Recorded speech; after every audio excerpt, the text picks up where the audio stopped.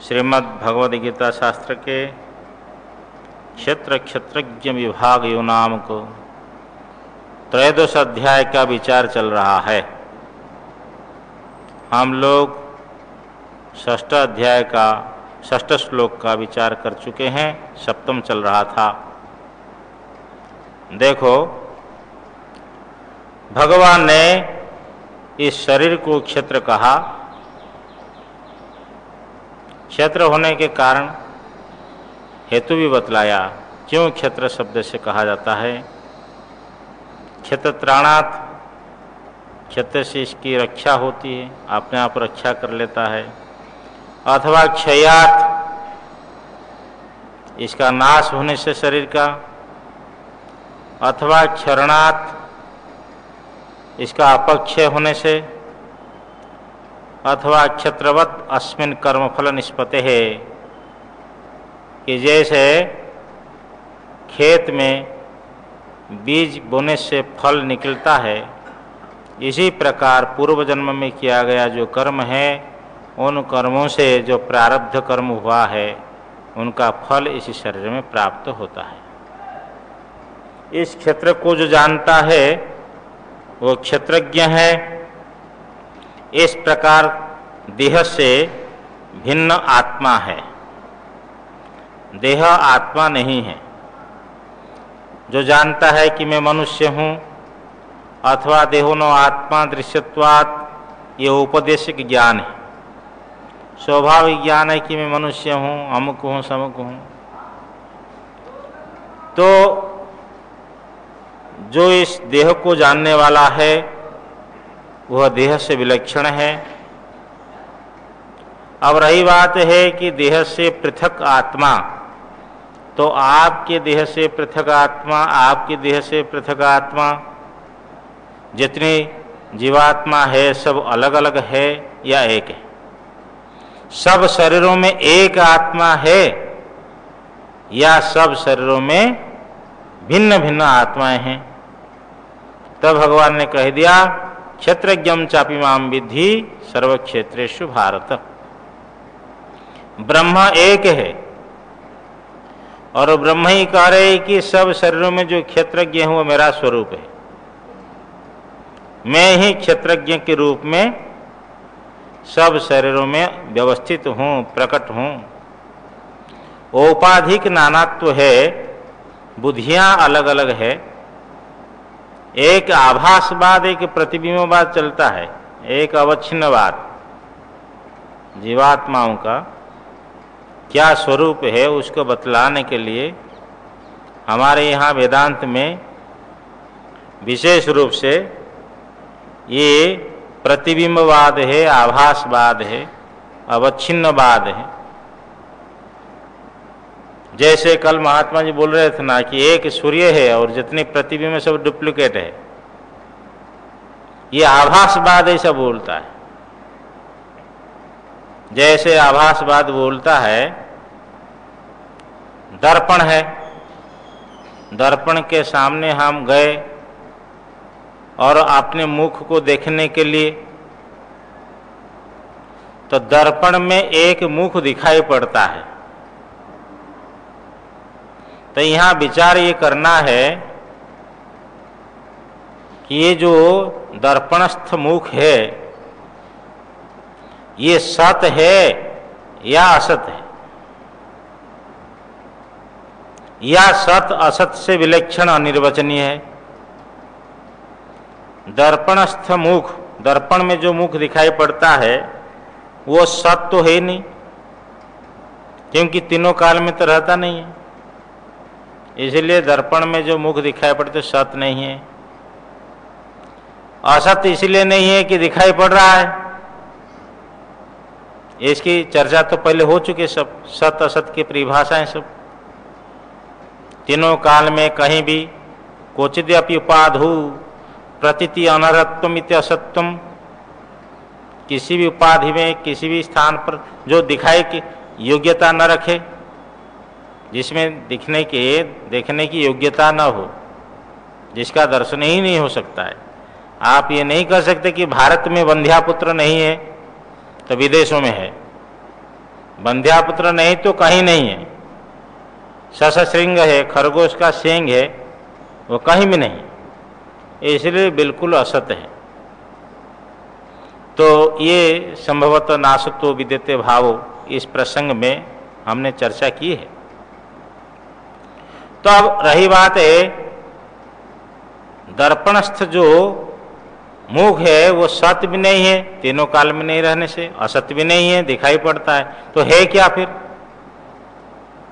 बोलते हैं सत्य और असत्य से विलक्षण एक अनिर्वचनीय मुखवत आभासते मुखाभास, मुख जैसा प्रतीत होता है, मुख जैसा प्रतीत होता है, इसलिए मिथ्या है। मुखाभास, आभासवादी मानते हैं कि इस मुख से अतिरिक्त एक मुख वहां पैदा हुआ है, वहां उत्पन्न हो गया है, ऐसा आभासवादी मानते हैं। और ब्रह्मसूत्र में एक सूत्र है आभास एवच, एक सूत्र भी है और श्रुति भी है, जीवेशौ आभासन करोति मायाच अविद्याच स्वयमेव भवति। प्रकृति जो है, जीव और ईश्वर जो है आभास, तो ये आभास और माने आभास रूप से प्रस्तुत करती है, माया और अविद्या स्वयं हो जाती है, प्रकृति है। तो ये आभासवाद को विशेष रूप से प्रस्तुत सुरेश्वराचार्य महाराज ने किया है, वार्तिककार मानते हैं। इस प्रकार बुद्धि में जो चैतन्य का आभास है वो चैतन्य नहीं है। जैसे दर्पण में मुखाभास है, ऐसे बुद्धि में चैतन्य का जो आभास है वो जीवात्मा है। पंचदशी में एक श्लोक आया हुआ है, चैतन्यम यदधिष्ठानम लिंग देहश्च यह पुनः चित्छाया लिंग देहस्था तत्संगो जीव उच्यते। कि जो अधिष्ठान चैतन्य है और उसमें जो लिंग शरीर है, 5 ज्ञान इंद्रियां, 5 कर्म इंद्रियां, 5 प्राण मन बुद्धि, और इस लिंग शरीर में बुद्धि में जो चैतन्य का आभास है, ये तीनों ही जीव है, कोई एक जीव नहीं है। तत्संगो जीव उच्यते, उनके समुदाय ही जीव है। आभासवाद में बोलते देखो आभास तो सद असत से विलक्षण मिथ्या वस्तु है, तो ब्रह्म के साथ में कैसा उसका एकत्व होगा? अहम ब्रह्म कैसे एक हो सकता है? ब्रह्म तो सत्य है और वो मिथ्या है। तो बोलते हैं बाध समानाधिकरण करना है। तो ब्रह्म सत्य है और ये मिथ्या है, तो मिथ्यात्व का निश्चय कर ले, इसका बाध हो गया। जब इसका बाध हो जाता है तो जो उसके अधिष्ठान के रूप में कुटस्थ चैतन्य है वह ब्रह्म के साथ उसके एकत्व है। ये बाधित होकर के एक होता है, इसलिए वहाँ एक आपत्ति होती है कि बंधन अवस्था में तो आभास है, मुक्ति अवस्था में आभास नहीं है। तो बंधन किसको है और मुक्ति किसको है? तो कहा जाता है कि नहीं, मुक्ति अवस्था में भी कुटस्थ तो है, जो बंधन के समय था वो मुक्ति अवस्था में भी। इस प्रकार आभासवादी जो है समन्वय करते हैं। तो क्षेत्रज्ञम चापी माम विधि में जीव ब्रह्म के जो एकत्व है वो बाध समानाधिकरण आभासवाद के अनुसार मानेंगे। और अपना जो है चाहे प्रतिबिंबवाद, प्रतिबिंबवाद को भी समझा जाए तो दर्पण में जो मुख दिखाई पड़ता है तो प्रतिबिंबवादी बोलता है कि वहां कोई अन्य मुख उत्पन्न नहीं हुआ है, हमारा मुख ही वहां दिखाई पड़ रहा है। बोला अपना मुख वहां दिखाई पड़ रहा है तो दाहिना कान को छू तो वहां बाएं कान दिखाई पड़ता है, उल्टा कैसे हो गया? बोले ये कारण है कि दर्पण रूपी उपाधि के कारण से उल्टा दिखाई पड़ता है वही मुख ही वहां दिखाई पड़ता है। इसी प्रकार जो सर्वज्ञ है, सर्वव्यापक है, उसका जो प्रतिबिंब पड़ा बुद्धि में, वो ब्रह्म ही प्रतिफलित हो रहा है। फिर उसमें अल्पज्ञत्व ये भाव जो आया है, ये उपाधि के कारण से, अज्ञान रूपी उपाधि के कारण से उसमें अल्पज्ञत्व आदि सब भाव आए हुए हैं। तो उपाधि को हटा देने के बाद में जो ब्रह्म है वही मैं हूं। यहां मुख्य समानाधिकरण, मुख्य एक रूपता है। ब्रह्म ही जीव के रूप में, प्रतिबिंब के रूप में दिखाई पड़ता है। बिंब प्रतिबिंब कोई भेद नहीं है, ये प्रतिबिंबवादी मानते हैं। दूसरी बात है, ऐसा भी शास्त्र में शंका हुई है कि भाई जो बहुत दूर में हो उसका प्रतिबिंब होता है, ये तो ब्रह्म तो सर्वत्र, इसका क्या प्रतिबिंब होगा? जिसके पास में रूप हो, रूपवान पदार्थों का प्रतिबिंब होता है। ब्रह्म तो निरूप है, अरूप है, उसका क्या प्रतिबिंब होगा? ऐसे ऐसी शंकाएं बहुत हुई है। ब्रह्म का प्रतिबिंब का अर्थ समझना चाहिए, ब्रह्म की अभिव्यक्ति है। वस्तुतः ब्रह्म का प्रतिबिंब एक प्रक्रिया मात्र है, इसको समझने के लिए। बोले देखो, आकाश अब बहुत दूर में होने पर भी तो आकाश में कोई तो रूप नहीं होता है, लेकिन आकाश का तो प्रतिबिंब गहराई रूप से दिखाई पड़ता है जल में। इसलिए ये नियम नहीं ले सकते आप कि रूपवान पदार्थों का ही प्रतिबिंब होता है।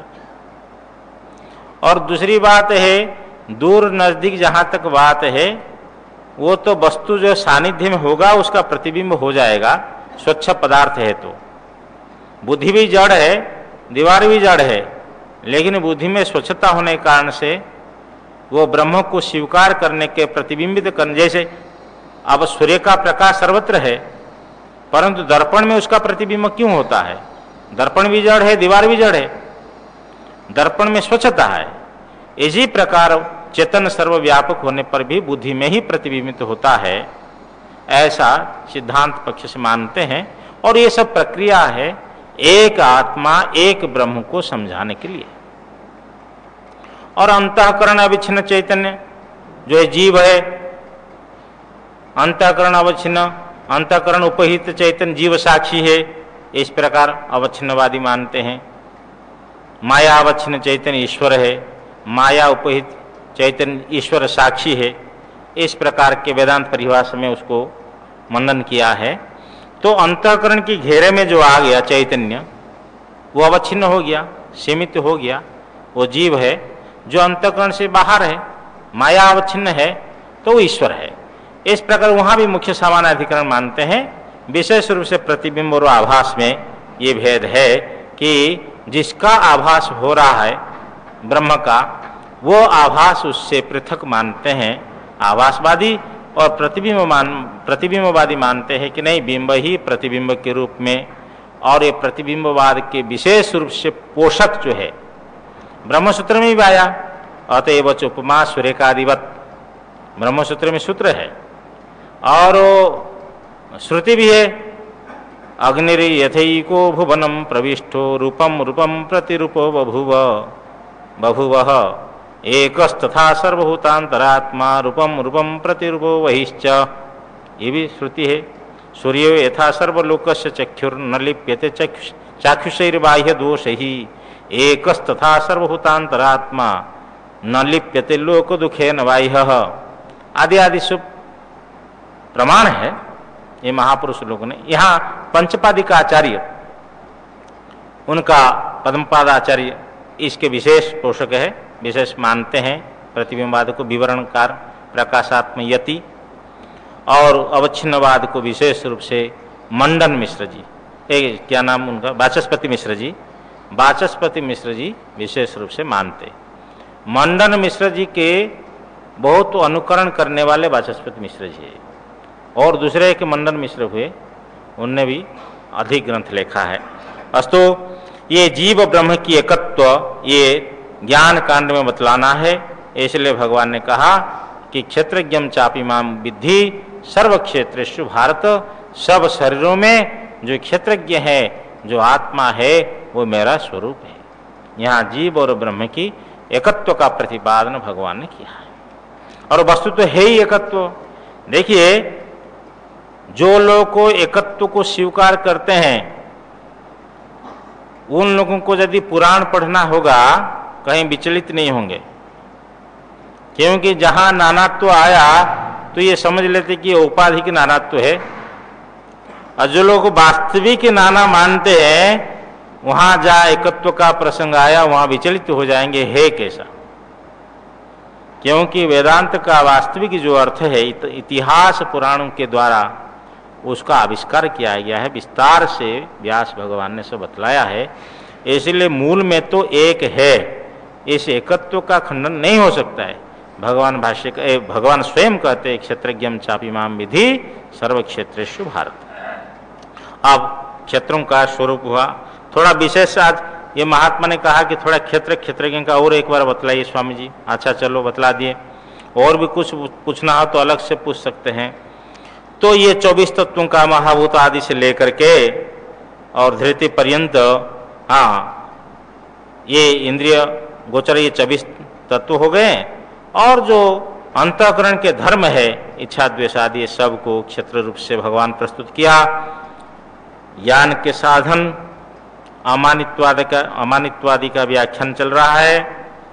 अमानित्वम मानो अस्य अस्तिति मानी,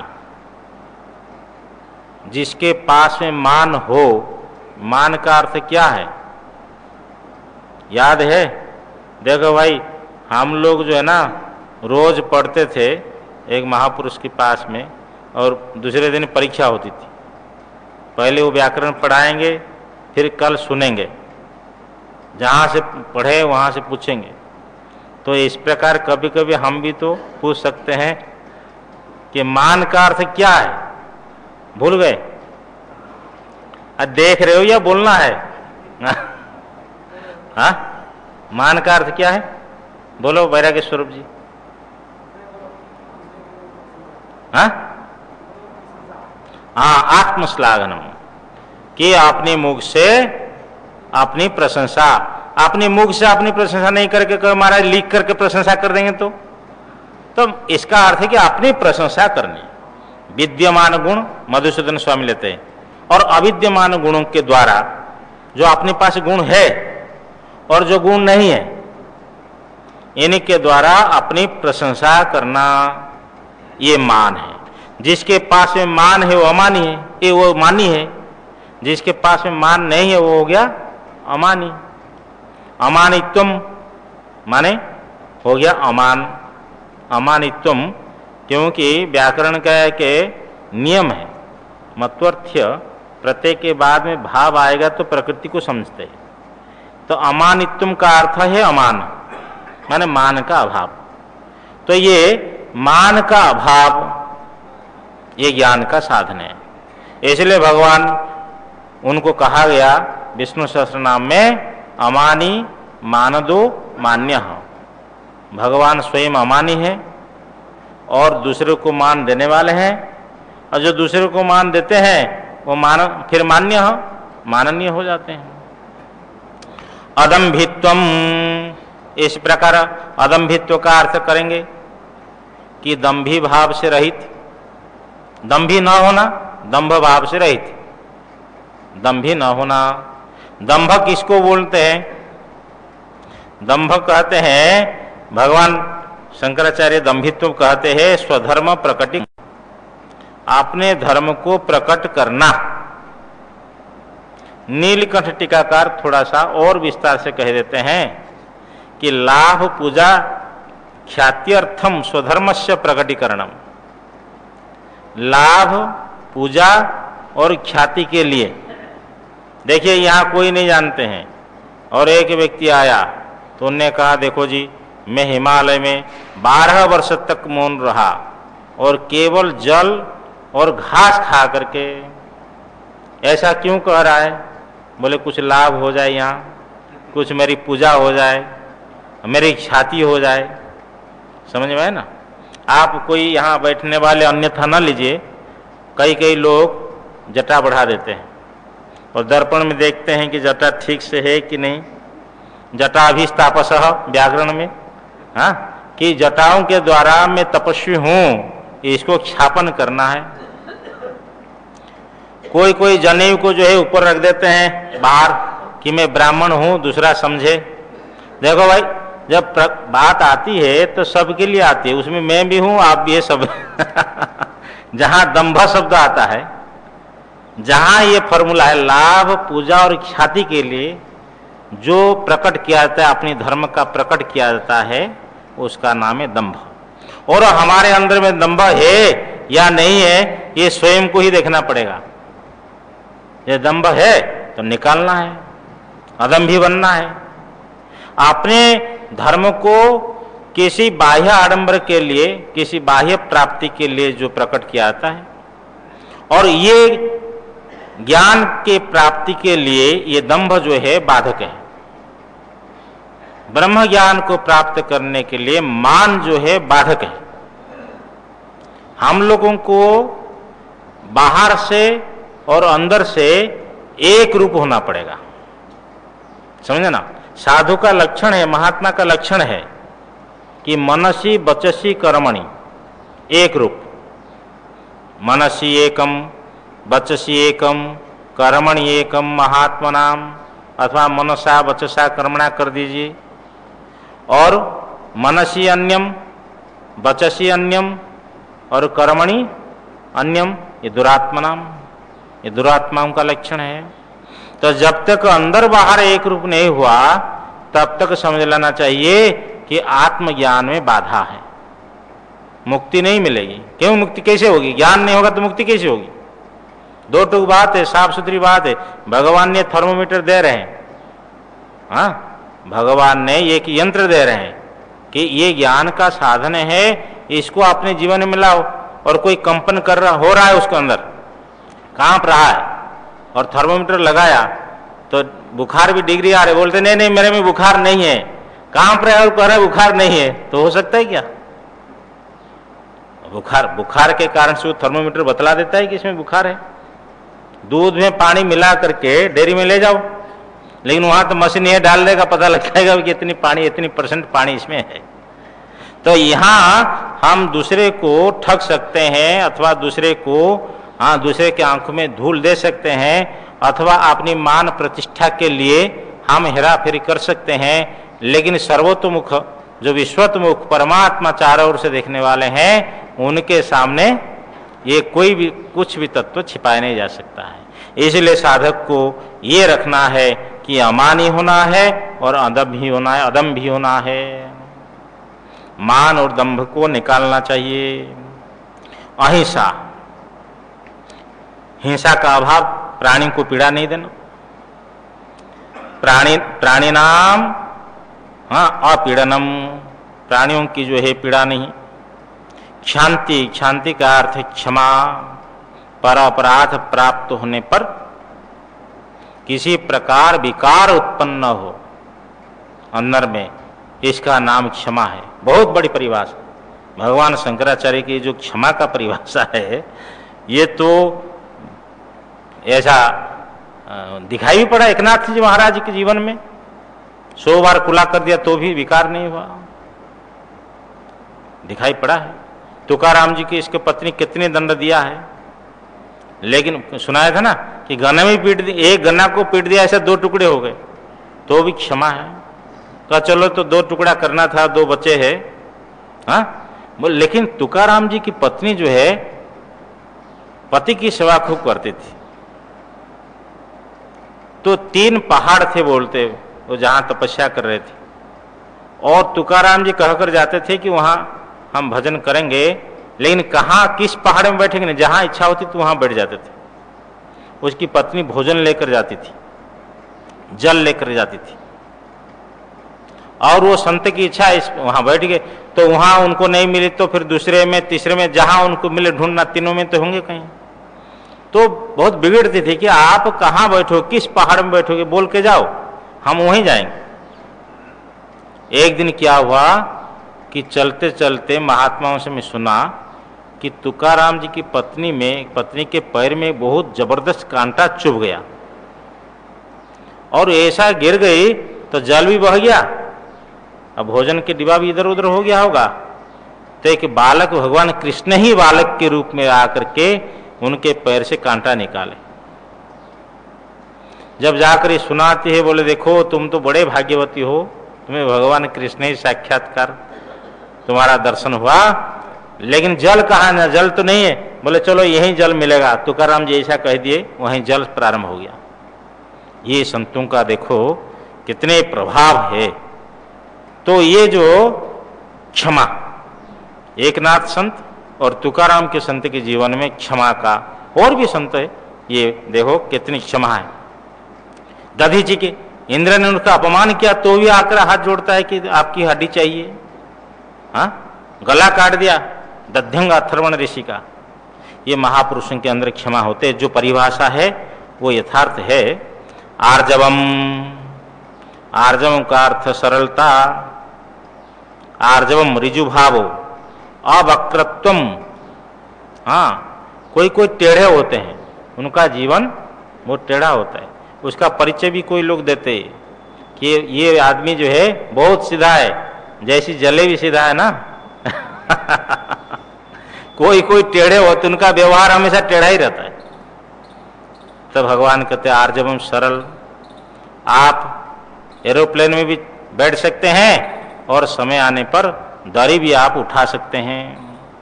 इतनी अंदर में सरलता होनी चाहिए। मैं ये कैसे उठा लूँ झोला को, मैं अमुक हूँ, मैं बड़ा विद्वान हूँ, तपस्वी हूँ, तो ये सरलता नहीं हुई भाई। सरलता है तो समय पर देश काल परिस्थिति जैसा है उसमें खप जाना, सरल व्यक्ति होता है। आर्जवम, हाँ देखो सरलता होनी चाहिए। और आचार्य उपासनम, ज्ञान के साधन से बतला रहे हैं, जो मोक्ष के उपदेष्टा ऐसे आचार्य की सेवा करनी, ये भी ज्ञान के साधन है। क्योंकि गुरु की सेवा करने से मन प्रसन्न होता है, गुरु की सेवा करने से पाप का प्रक्षालन होता है, आशीर्वाद मिलता है। ये जो मोक्ष के उपदेष्टा आचार्य की उपासना, उनकी सेवा, ये ज्ञान का साधन है। शौचम, बाह्य और आभ्यंतर पवित्रता, बाहर से मिट्टी जल से और आभ्यंतर राग द्वेष आदि मल को निकालना। कोई काम क्रोध लोभ आदि आवे, ये प्रतिपक्ष भावना के द्वारा वो रागादि मल का अपनयन करना, ये आंतः सोच है, आंतरिक सोच है। अरे ऐसा हो जाएगा तो नरक चला जाऊंगा, ऐसा नहीं करना। हाँ, योग सूत्र में एक सूत्र आता है, ऋषि पतंजलि ने लिखा है, वितर्क बाधने प्रतिपक्ष भावनम। ये काम क्रोध लोभ आदि से वितर्क है, ये जब प्रकट होंगे अंदर में, उसका विपरीत प्रतिपक्ष भावन करना है कि इससे अनर्थ प्राप्त होगा, इससे बचना है। तो ये हो गया आचार्य उपासनम, ये हो गया शौचम, बाह्य आभ्यंतर शौच। स्थैर्यम, ये भी एक ज्ञान का साधन है। स्थैर्यम, स्थिरता। क्या स्थिरता है? स्थिर का भाव स्थिरता है, शेय प्रत्यय हुआ स्थैर्यम। मोक्ष मार्ग एव कृताध्यवसायत्वम, मोक्ष मार्गे था, मोक्ष मार्ग में ही क्या हुआ निश्चय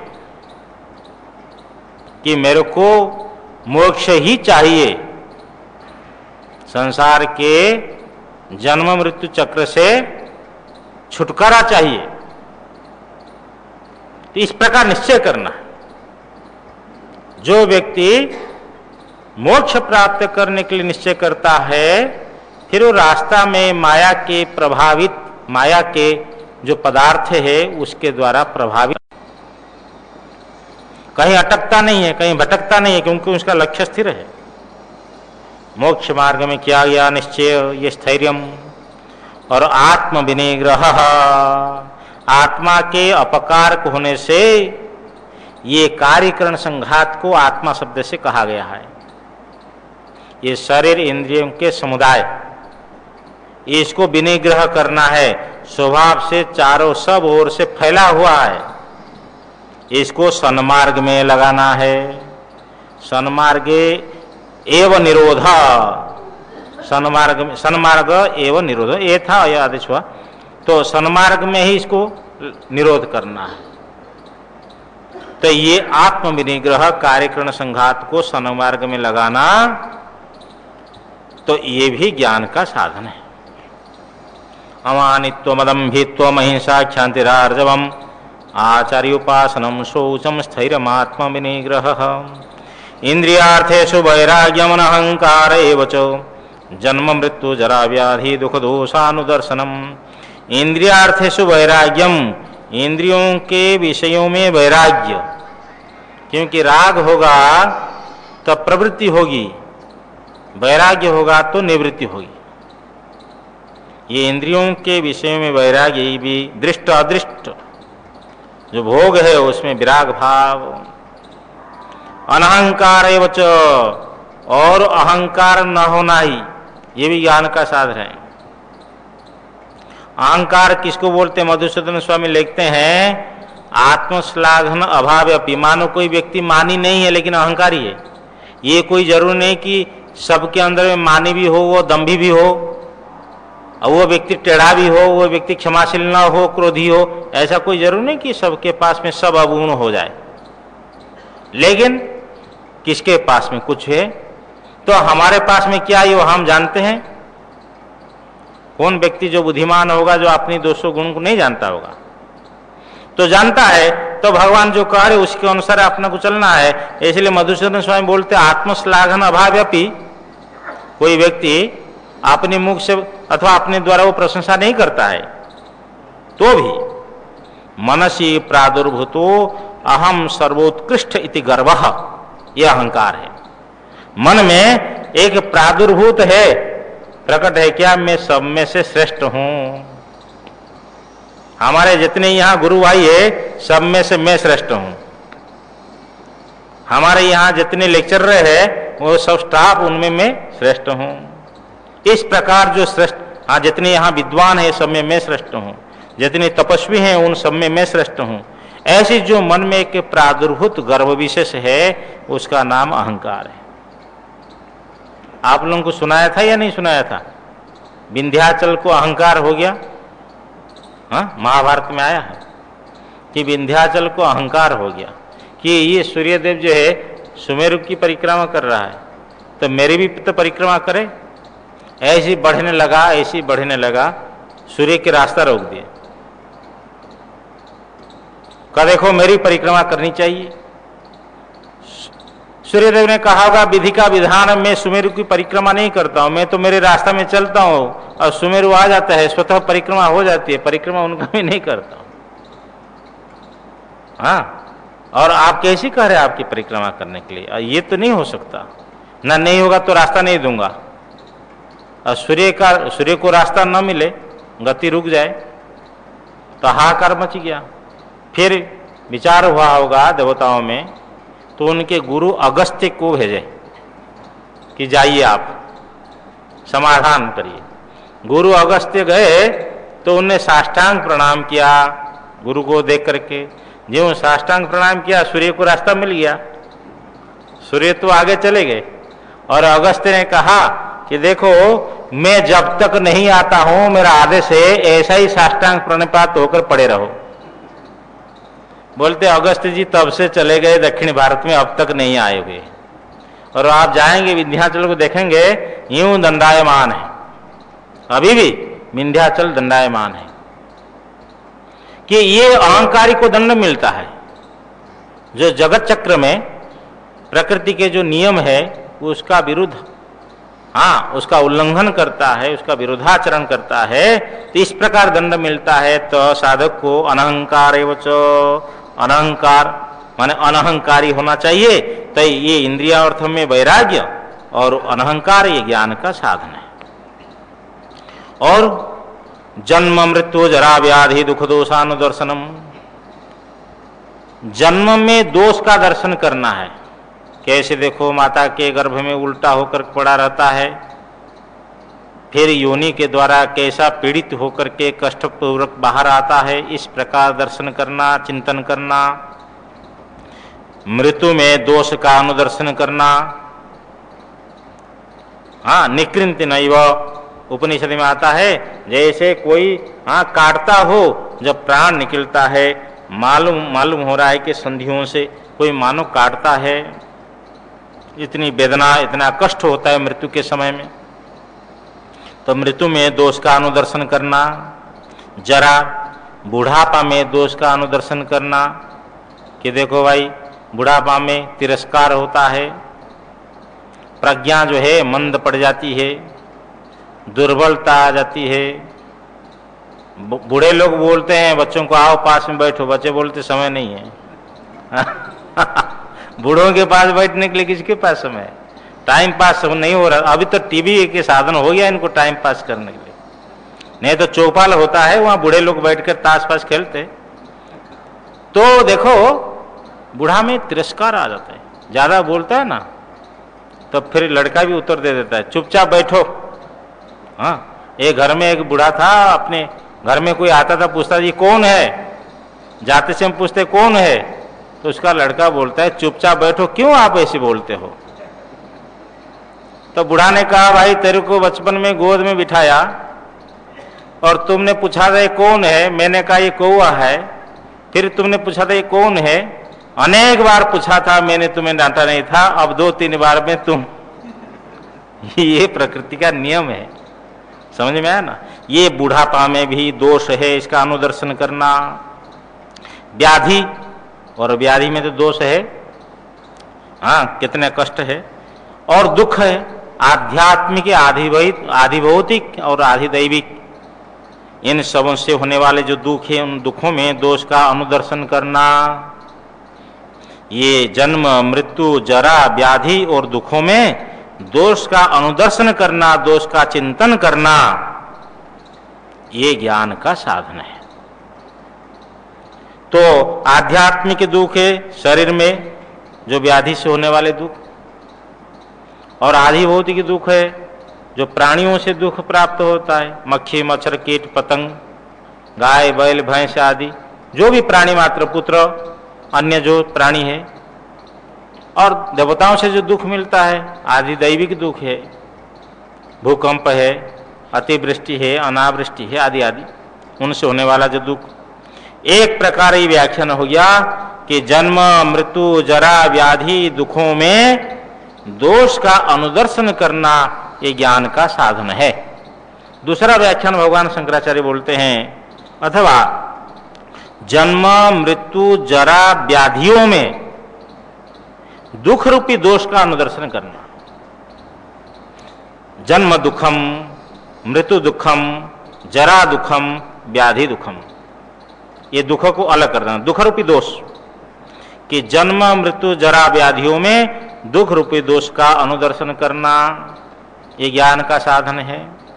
यद्यपि जन्म दुख नहीं है, लेकिन जन्म जो है दुख का कारण होने के कारण से उनको दुख शब्द से कहा गया। इसी प्रकार मृत्यु दुख का कारण है, जरा बुढ़ापा जो है दुख का कारण है, और व्याधि जो रोग है ये दुख का कारण है। इस प्रकार अनुदर्शन करने से तो समझ लो कि फिर वैराग्य होता है, ज्ञान के प्रति अग्रसर होता है। जिसके पास में विवेक नहीं है, वैराग्य नहीं है, वो व्यक्ति गतिशील नहीं है। आपने मोक्ष के प्रति वह व्यक्ति गतिशील हो सकता है विवेक वैराग्य मुमुक्षुता आदि जिसके पास में हो। नहीं तो फिर क्या है, हाँ जैसे चौबे जी है, भांग खा गए गंगा जी में और नौका चलाए रात भर, और सवेर देखा उसी घाट में नौका है। क्या बात, बोले वो रस्सी नहीं, जो खूंटे होते ना नौका की रस्सी वहां बंधी रहती है, बोले रस्सी नहीं खुली थी, भांग खा लिया, पता नहीं रात भर नौका चला रहा है, और सवेर उठा तो देखा उसी घाट में नौका है। तो इसी प्रकार समझ लो कि विवेक वैराग्य नहीं है, मुमुक्षुता नहीं है, तो साधन व्यक्ति साधन निष्ठ उसमें गतिशीलता नहीं है। इसलिए सबको अपने जीवन के कल्याण के लिए प्रयत्न करना चाहिए। जो भगवान दिशा दे रहे हैं, निर्देश कर रहे हैं, रास्ता बतला रहे हैं। गुरुजी मुझे बतला दो सीधी पगडंडी, जहां चोर न मिले पाखंडी। एक माई ने भजन सुनाया हमको, तो ये सीधी पगडंडी रास्ता बतलाते भगवान, ये ज्ञान का साधन। असक्तिरनभिष्वंगः पुत्रदार गृहादिषु नित्यं च समचित्तत्वम् इष्टानिष्टोपपत्तिषु। पुत्रदार गृहादिषु, पुत्र दार का अर्थ पत्नी, गृह और आदि अपने भृत्य आदि में ले सकते हैं, दास वर्ग आदि में। असक्ति, शक्ति का अर्थ सामान्य प्रीति, सामान्य प्रीति का अभाव, ये ज्ञान का साधन है। पुत्रदार गृहादि में सामान्य प्रीति का अभाव, असक्ति ही। अभिस्वंग का अर्थ होता है विशेष तादात्म्य, अनन्य आत्मभावना लक्ष्य, विशेष। एक व्यक्ति को मैंने देखा, उसका पुत्र के एक्सीडेंट में मृत्यु हो गई, तो छाती पीट पीट कर उछल रहा था, कूद रहा था, हाय मैं मर गया, शायद ऐसा चिल्ला रहा होगा। तो वो मर गया पुत्र, ये तो नहीं मरा है, लेकिन खूब जोर से उछल रहा है, कूद रहा है, विशेष आत्मभाव पुत्र के साथ में आ गया। इसको बोलते अभिस्वंग। ये अभिस्वंग का अभाव है अनभिस्वंग। असक्ति और अनभिस्वंग पुत्रदार गृहादि में ये ज्ञान के साधन है। ये सब प्राप्त हुए हैं और इसका कहाँ वियोग में परिसमाप्ति, इन सब का स्वयं हुआ है। ऐसी भावना करने से फिर पुत्रदार आदि में आसक्ति नहीं होती। भगवान शंकराचार्य महाराज ने शतश्लोकी में एक बढ़िया श्लोक लिखा, सदगृहस्थों के लिए। आदौ मध्ये तथान्ते जनिमृति फलदम कर्म मूलम विशालम ज्ञात्वा संसार वृक्षम भ्रममदमुदिता शोकतानेकपत्रम काम क्रोधादिशाखम सुतपसि वनिता कन्यका पक्षि संघम छित्वा संगासिनैनम पटुमतिरभितश्चिन्तयेद् वासुदेवम। ये संसार को की वृक्ष रूपक कल्पना की, वृक्ष रूपक दिया अथवा वृक्ष की कल्पना उपमा। रूपक समझ लीजिए, रूपक कल्पना उपमा होती है, तद भी न, रूपक यही है। तो ये संसार के वृक्ष में देखो उन्हें कैसा चित्रण किया। जैसे कटहल का पेड़ हम लोग देखते हैं, जब कटहल के फल आ जाते हैं, आदि मध्य अंत में चारों ओर से कटहल फूट पड़ते हैं। इस संसार के वृक्ष में आदि मध्य और अंत में दो ही फल लगते हैं। वो क्या है? जन्म और मृत्यु। आदो मध्य तथान्ते जन्म मृत्यु फलदम, जन्म मृत्यु फल प्रदान करने वाला ये संसार वृक्ष है। कर्म मूलम विशालम, इसी संसार वृक्ष का मूल क्या है? कर्म है। कर्म मूलम विशालम, ये विशाल संसार वृक्ष जिसका मूल है कर्म। कोई किसको सुख दुख नहीं देते हैं। सुखस्य दुखस्य न कोपि दाता परो ददाति कुबुद्धि रहसा। सुख दुख दूसरा कोई देता है ऐसी बात नहीं है, कोई दूसरे नहीं देते हैं। ये दूसरा देता है, ये कुबुद्धि है, अपनी कर्म का फल है। इसी को ही उन्हें ट्रांसलेशन किया रामायण में। काउ न को सुख दुख कर दाता, निज कृत कर्म भोग सब भ्राता। निषाद राज ने कहा कि देखो कितनी सुंदर शरीर, कौन निर्दयी है, किसका हृदय ऐसा पत्थर समान हो गया, इनको वनवास दिया भगवान राम सीता। लक्ष्मण जी ने कहा भाई कोई किसको सुख दुख प्रदान नहीं करता है, निजकृत कर्म भोग सब। कई बार हम लोग नहीं समझ पाते हैं, अरे मेरा ये अमुक ऐसा कर दिया, नहीं तो मैं आज वहां ऐसा होता, मेरा वो अपमान कर दिया, मेरा वो टांग खींच लिया, ऐसा कोई नहीं। सब अपने अपने कर्म का फल है। ये संसार वृक्ष का मूल हो गया कर्म। कर्म मूलम विशालम ज्ञात्वा संसार वृक्षम भ्रममदमुदिता शोकतानेक पत्रम। ऐसे संसार वृक्ष में पत्ते कौन है? बोले भ्रम। जैसे चार आदमी यहां हंस रहे हैं और एक आदमी उधर बैठा है, उनके अंदर भ्रांति हो गई, देखो मेरे को देख करके हंस रहे हैं। ये इसको हिंदी में लौकी की भाषा में क्या बोलते? बहम हो गया। तो बहम की क्या दवाई है? तो संसार में जो भ्रम है और मद, मद का अर्थ अहंकार समझ लीजिए, मुदिता, मुदिता का अर्थ प्रसन्नता सुख, और शोकता अर्थात दुख, ये सब संसार के, इस संसार वृक्ष के पत्र स्थानीय हैं, पत्ते हैं।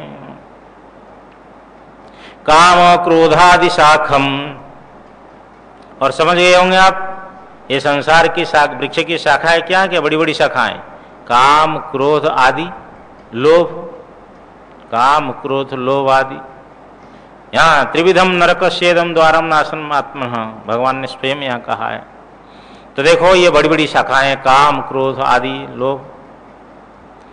तो इतना बड़ा चित्रण किया भगवान, संसार वृक्ष है कि आदि मध्य अंत में क्या लगते हैं इसके दोनों फल, क्या लगते हैं बोलिए, जन्म और मृत्यु, याद हो जाएगा। और इसका मूल क्या हुआ, हाँ कर्म। और इसके पत्र स्थानीय क्या हो गए, पत्ते कौन है, हाँ भ्रम मद मुदिता शोकता। हाँ आप भूल जाएंगे तो हम बोल देंगे। एक प्रवक्ता कह रहे थे 5 पांडव है, एक हो गया भीम, पहले कहा युधिष्ठिर, दूसरा है भीम, तीसरा है अर्जुन, और चौथा और कोई होगा, 5वां में भूल गया, 5 पांडव। इसलिए भाई याद रखो कि भ्रम मद मुदिता शोकता अनेक पत्रम, काम क्रोध आदि हो गए शाखाएं। अब इस वृक्ष में चिड़िया के रूप में कोई बैठे है या नहीं बैठे है, बोले बैठे हैं। सुत पशु बनिता कन्या पक्षी संघम, किसी गृहस्थ के 5 पुत्र है तो समझ लो 5 पुत्र चिड़िया के रूप में उड़ कर आकर बैठ गए। पशु 4 गाय है 2 भैंस है तो 6 जो है पशु हो गए चिड़िया, सुत पशु। बनिता अपनी पत्नी, वो भी एक चिड़िया के रूप में उड़कर के आ गई। और कन्या का 3 कन्याएं मानो तो समझ लो जिसके परिवार के जितने सदस्य है वो सब के सब आकर के चिड़िया के समुदाय के रूप में बैठे हुए। अब प्रश्न है कि जो चिड़िया उड़ उड़ करके आई है तो उड़ उड़ कर जाएगी या नहीं जाएगी, निश्चित रूप से। लेकिन पहले कौन जाएगी, जो पहले आई है, ऐसा भी नियम नहीं है। हो सकता है पहले आने वाली पहले जाए और पहले आने वाले बाद में जाए, अथवा एक साथ सबके सब जाए। खा पी कर भाई बैठे हुए सोए हुए थे, रात में भूकंप हुआ, सबके सब दब गए। इसलिए छित्वा संगासनेनम पटुमतिरभित चिंतयेद वासुदेवम। तो जो विद्वान पटुमति इस संसार वृक्षों को इस प्रकार समझ करके असंग तलवार से इसको छेदन करके निरंतर वासुदेव का चिंतन करें, परमात्मा का चिंतन करें, ये आसक्ति और अभिस्वंग का अभाव होगा। क्यों, असंग शस्त्रेण दृढ़ेन चित्वा। तो असंग शस्त्र से, इसलिए पुत्रदार और गृहादि में जो सामान्य प्रीति का अभाव, आसक्ति और विशेष तादात्म्य भाव का अभाव, अनभिस्वंग, ये ज्ञान का साधन है। नित्यम च समचित्तत्वम इष्टानिष्टोपपत्तिषु, और इष्ट अनिष्ट की उपपत्तिषु, इष्ट अनिष्ट की प्राप्तियों में नित्यम समचित्तत्वम च, सर्वदा जो है समचित्तता, ये ज्ञान के साथ है। इष्ट, हम लोग क्या हो जाते, इष्ट आने पर प्रसन्न हो जाते हैं, और इष्ट का वियोग हो जाए अथवा अनिष्ट आने पर दुखी हो जाते हैं। तो ये अभ्यास करना है। नित्यम च समचित्तत्वम इष्टानिष्टोपपत्तिषु असक्तिरनभिस्वंग पुत्रदार गृहादिषु नित्यम च समचित्तत्वम इष्टानिष्टोपपत्तिषु। और मयि चानन्य योगेन भक्ति रव्यभिचारिणी विविक्त देश सेवित्वम अरतिर्जन संसदी। चकार्थ और अनन्य योगेन, ये जहां चकार पूर्व में आया नित्यम च, वहां भी चकार्थ समुचय करने के लिए, और कि इष्ट अनिष्ट प्राप्तियों में समचित्तता, नित्यम नित्यम समचित्तता। इसी प्रकार चकार्थ और मई, मुझ वासुदेव में, परमात्मा में, अनन्य योगेन, अपृथक समाधि के द्वारा, अर्थात भगवान से, वासुदेव से अन्य परो नहीं है, परमात्मा ही सर्वश्रेष्ठ है। वही हमारी परम गति है। स एव नो गति, इस प्रकार जो निश्चिता अव्यभिचारिणी बुद्धि, ऐसा जो निश्चिता बुद्धि है, दृढ़ा बुद्धि, अव्यभिचारिणी बुद्धि का अर्थ है दृढ़ा बुद्धि, कि परमात्मा परमेश्वर ही हमारी गति है, उनसे बढ़कर के और कोई श्रेष्ठ नहीं है। ये हो गया अपृथक समाधि। इस अनन्य योग के द्वारा और अनन्य योग के द्वारा मुझ में अव्यभिचारिणी भक्ति, दृढ़ा भक्ति, ये ज्ञान का साधन है।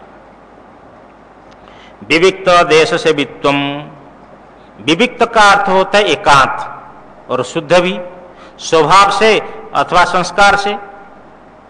कहीं स्वभाव से जो शुद्ध स्थान है, जैसे जंगल है, नदी के किनारा है, गिरी गुहा आदि, स्वभाव से शुद्ध है। और कहीं संस्कार किया गया है, गौ के गोबर से, मूत्र से लेपन किया गया हो, तो वह संस्कार से शुद्ध हुआ। इस प्रकार शुद्ध और एकांत देश का सेवन करने का स्वभाव जिनके पास में हो, वो हो गया विविक्त देश सेवी। और स्वभाव में चले सेवित्वम, उसका भाव, अर्थात एकांत देश में, शुद्ध देश में निवास करना, सेवन करने का होना स्वभाव भी, ये भी ज्ञान का साधन है। एकांत में रहने से बोलते एकांत वासा, ना झगड़ा न झांसा। एकांत में रहना ही एक भजन है। मन मुटाव किसके साथ नहीं, कोई झगड़ा नहीं है, परमात्मा का आलम्बन लेकर के भजन कर रहा है साधक, मन तुरंत प्रसन्न होता है। हाँ, अनौचित्य कर्म भी नहीं करता है, औचित्य कर्म करता है, क्योंकि चारों तरफ से केवल परमात्मा ही हमारे यहाँ आश्रय है। एक परमात्मा का स्मरण अभ्यास जो भी कुछ करना करता है, इसलिए ये भी ज्ञान का साधन है। और अतीर जन संसदी, जन समुदाय, प्राकृत जन समुदाय, संस्कारहीन जन समुदाय, ऐसा है संस्कारहीन जन समुदाय में रति नहीं करनी, प्रेम नहीं करना। समझे ना, जो लोग केवल खाते पीते सोते रहते हैं, ऐसे व्यक्तियों के साथ में संबंध नहीं रखना ही अच्छा है। हाँ, आप अन्यथा न समझो, भागवत में शायद आया है, न स्त्री संगी संगम। हाँ, तो साधक को विषयी पुरुष के साथ में भी संग नहीं करना है, क्योंकि आपके ज्ञान जो है वो ढीला हो जाएगा, विचार ढीला हो जाएगा। तो भगवान कहते हैं कि अरत जन संसदी, जो जन समुदाय है, प्राकृत जन समुदाय, ऐसे जो जिनके पास में शास्त्रीय संस्कार नहीं है, ऐसे समुदाय में रति नहीं करनी चाहिए, प्रीति नहीं करनी चाहिए। परंतु जो संस्कार वाले हैं, जो विनयी है, उनके साथ में संपर्क करने से वो तो ज्ञान वर्धक है। हाँ, ज्ञान का उपकार है। ये हो गया मयि चा नन्य योगेन भक्तिरभिचारिणी, विविक्त देश सेवित्वम अरतिर्जन संसदी। आध्यात्म ज्ञान नित्यत्वम तत्व ज्ञानार्थ दर्शनम एतज् ज्ञानमिति प्रोक्तम अज्ञानम यदतुन्यथा। आध्यात्म ज्ञान नित्यत्वम, आध्यात्म ज्ञान, आध्यात्म ज्ञान क्या है? आत्मादि विषय जो ज्ञान, वही अध्यात्म ज्ञान है। कि आत्मा सत्य है, आत्मा चित है, आत्मा आनंद है, आत्मा सर्वव्यापक है, ब्रह्मरूप है, वो सर्वाधिष्ठान है, वही मेरा स्वरूप है, मिथ्या माया संसार है। इस प्रकार ये अध्यात्म ज्ञान है। और इस अध्यात्म ज्ञान में नित्यता का अर्थ है, इसी अध्यात्म ज्ञान में निष्ठा, तत्परता, ये ज्ञान का साधन है। तत्व ज्ञानार्थ दर्शनम, तत्व ज्ञानार्थ दर्शनम का अर्थ कि तत्व ज्ञान का क्या प्रयोजन है। चलो भाई, यहां से चलेंगे दिल्ली, तो व्यक्ति स्वभाव से पूछता है, स्वभाव तो क्या मिलेगा वहां? स्वाभाविक है, व्यवसाय भी गुणाभाग करके अपना गांव छोड़ देता है, विदेश चला जाता है, क्या मिलेगा? किसान भी गुणाभाग करता है कि इस वर्ष इतना फसल, ये बीज बोएंगे, ये फसल बोएंगे तो इतना रुपया आएंगे, ये फसल बोएंगे इतने रुपया आएंगे। कई बार धोखा हो जाता है, लेकिन भाव तो रखता है ना। अरे विद्यार्थी भी हाँ कहते मैं इंजीनियर बनूंगा या डॉक्टर बनूंगा, क्या क्या बनूंगा, तो पहले से ही वो गुणाभाग कर लेता है।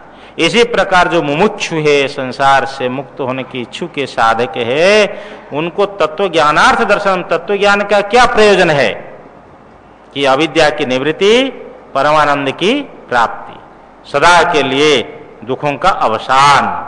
इसका बार बार अवलोकन करने से फिर आत्मज्ञान के प्रति वो प्रयत्न करेगा, वो भी ज्ञान का साधन है। एतद ज्ञानम, ये ज्ञान के साधनों से अमानित्व आदि से लेकर के यहाँ तो जो कहा गया, ये ज्ञानम इति, ये ज्ञानम इति प्रोक्तम, एतद ज्ञानम इति प्रोक्तम, एतद ज्ञानम, ये ज्ञान के साधनों से ज्ञान इस प्रकार कहा गया है।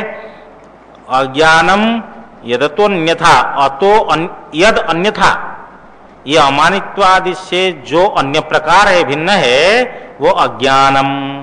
जैसे अमानित्वम ये हो गया ज्ञान का साधन, मानित्वम हो जाएगा अज्ञान, अदम्भित्वम उसको ज्ञान शब्द से कहा, दम्भित्वम उसका विपरीत कर लीजिए, हो गया अज्ञान, ये हो गया अज्ञान है। तो इस प्रकार ज्ञान और अज्ञान के बीच में साधक जो है अपने अंदर में, अंतःकरण में ये देखे, सिंहावलोकन करें कि अपनी साधना की गति चल रही है और हमारे अंदर में क्या क्या ऐसे दोष है और भगवान क्या कह रहे हैं, और इनको अपने जीवन में लाने के लिए प्रयत्न करें। एक महापुरुष बोलते थे कि रोकड़ मिलाते बनिया, ओंकारेश्वर वाले महाराज जी बोलते हैं, बनिया व्यवसाय जो होता है तो रात का व्यवसाय करके, मैंने दिन का व्यवसाय करके रात को रोकड़ मिलाता है, क्या इनकम है, क्या एक्सपेंडिचर है और बैलेंस क्या है। जब तक हिसाब ठीक नहीं मिलता है 12-1 बजे तक भी हिसाब करता रहता है। तो इस प्रकार साधक को ये रोकड़ मिलाना चाहिए शास्त्र के अनुसार, कि शास्त्र क्या कह रहा है और हमारे अंदर में क्या है। तो ये मिलाएंगे तो फिर आगे से आगे वृद्धि होगी, गति होगी। ओम पूर्णमदः पूर्णमिदं पूर्णात् पूर्णमुदच्यते पूर्णस्य पूर्णमादाय पूर्णमेवावशिष्यते। ओम शांति शांति शांति। शंकरं शंकराचार्यं केशवं बादरायणं सूत्रभाष्य कृतौ वन्दे भगवन्तौ पुनः पुनः। ईश्वरो गुरुरात्मेति मूर्तिभेद विभागिने व्योमवद्व्याप्तदेहाय दक्षिणामूर्तये नमः। ओम शांति शांति शांति। सद्गुरुदेव भगवान की जय।